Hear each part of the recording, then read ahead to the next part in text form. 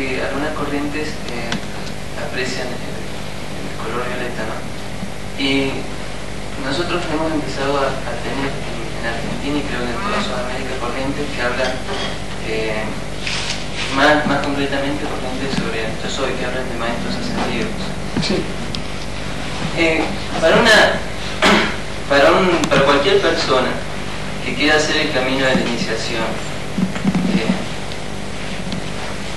¿cómo se relaciona con estos maestros ascendidos?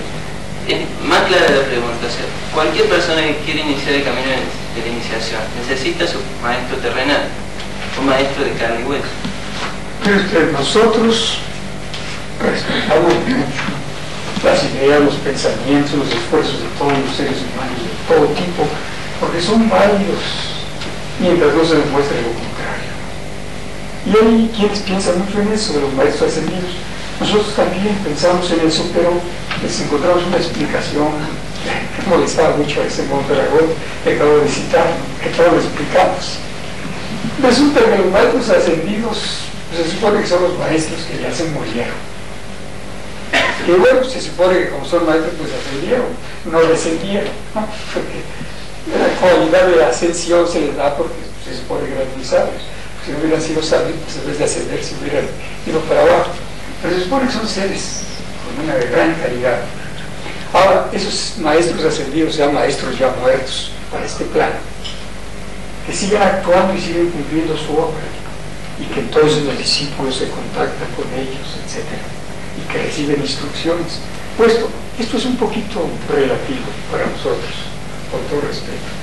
En realidad, la relación de maestro y discípulo es una relación aquí en este mundo de carne y hueso, que comienza de persona a persona. Hay veces que encontramos a un individuo por ahí, como me pasó a mí, que me llamó la atención, pero me llamó la atención por lo raro que se vestía. Dice, pero este tipo que vende o que anda anunciando, qué raro andar con una capa, andar con las vestiduras blancas como las que traigo yo ahora. Este tipo, ¿qué anda haciendo? Y comencé a tratarlo y me di cuenta que tenía cosas que yo ignoraba, pero por lo menos tenía así ciertas perspectivas, que yo no sabía si eran ciertas o no, pero que de todos modos me abría horizontes, me abría caminos, y me llamó mucho la atención por eso, e inclusive le discutí mucho, pero fue una relación de persona a persona, que después se fue convirtiendo en una relación de persona a ser, porque comencé a descubrir en él algo que yo no alcanzaba, una seguridad enorme en sí mismo, que me llamó mucho la atención. Lo conocí, por ejemplo, al doctor José Manuel Estrada, que es mi maestro, y ya se murió hace más de 10 años. Lo conocí hace más de 10 años, y resulta que me llamó la atención la seguridad que tenía en sí mismo, a pesar de estar viviendo una época bastante difícil para él, tenía una serie de dificultades. Pero él estaba segurísimo de sí mismo, y eso me llamó mucho la atención porque yo era un individuo inseguro, como somos la mayoría, ¿no? No sabemos quiénes somos ni cómo van a resultar las cosas, y él tenía una seguridad enorme, eso me llamó la atención, y lo comencé a seguir, porque ya se hizo la relación de persona hacia un ser. O sea que yo representaba lo humano, y él representaba un ser. Y finalmente, pues él desapareció, y entonces me di cuenta que nuestra relación había llegado a una relación de ser a ser. Y el ser no tiene límites de tiempo ni de espacio.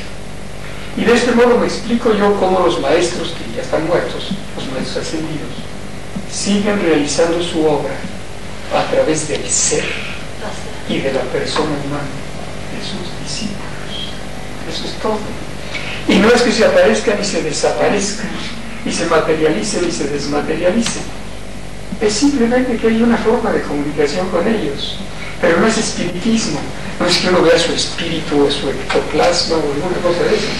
Es que simplemente se pregunta a uno, y ese mismo me lo dijo, ¿cómo debería de serlo? Me dijo, cuando usted se encuentre frente a un asunto que no puede resolver, porque le faltan elementos para resolverlo, piense en el maestro y pregúntese, ¿cómo haría él si estuviera en mi lugar? Y algo se le va a ocurrir. Eso es cierto, para mí es cierto. Y de vez en cuando he hecho por ahí algunas cosas, me han puesto los pelos de punta a los hermanos que me han visto pensando que estoy cometiendo un error. Pero en realidad no me he sentido muy seguro porque yo sabía que mi maestro me hubiera hecho así. Y hasta ahora no me ha fallado.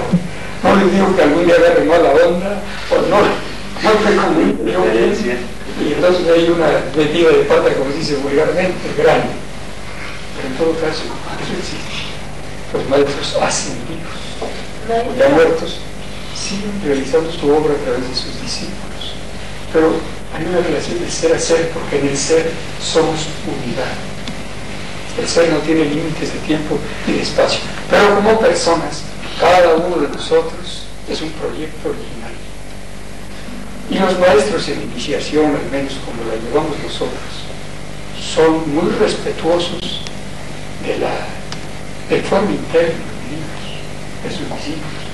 Jamás los amenazan ni les prometen nada que no puedan alcanzar por ellos mismos. Y además no los forzan ni nada. Simplemente les ofrecen sus ideas o el ejemplo de su vida por si les hace falta.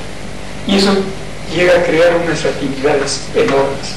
Pero eso sí, que quede claro, el doctor de la Ferrier, que es el fundador de este movimiento, decía que para que exista una relación entre un maestro y un discípulo, por lo menos una vez en la vida, el maestro de carne y hueso, aquí y ahora, tiene que poner su mano derecha sobre la cabeza del discípulo y transmitirle algo.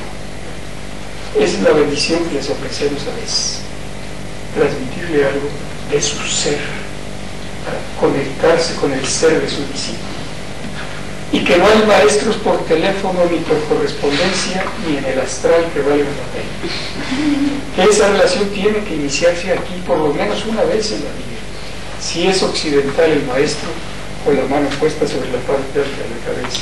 Y si es oriental, aquí, en relación con los dos ojos y punto ahí. Y así es. Pero si no ha habido esa relación, no hay una verdadera relación de maestro y discípulo. Puede haber una buena relación de profesor y alumno, pero no de maestro y discípulo. Eso sí sucede. Y son cosas que hay que investigar. No creer, investigar.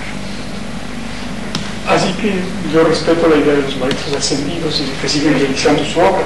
Sí, y la comprendo. Y la realizan. Pero no es a través de apariciones y desapariciones. Es de ser a ser con sus discípulos.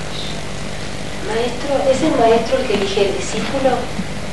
No. ¿El discípulo elige su Es el discípulo el que elige al maestro. Miren, un maestro, si es maestro, al menos en la corriente que seguimos nosotros, está abierto para todos.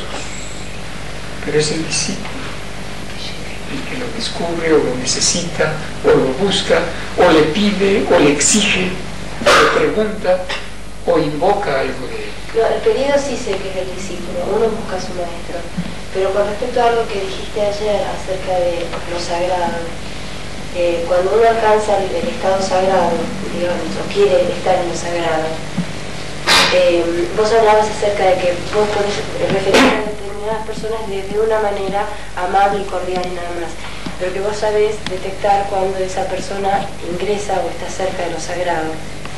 ¿Se entiende? ¿Cómo? Esa es una parte que usted detecta, ¿no? Sí, muy sencillo. Pues por se conoce un árbol, por la actitud frente a la vida se da uno cuenta quién tiene alguna experiencia de lo sagrado y quién no la tiene. Hay algunos que pues, saben mucho, tienen mucha información, tienen actitudes muy valientes, etc.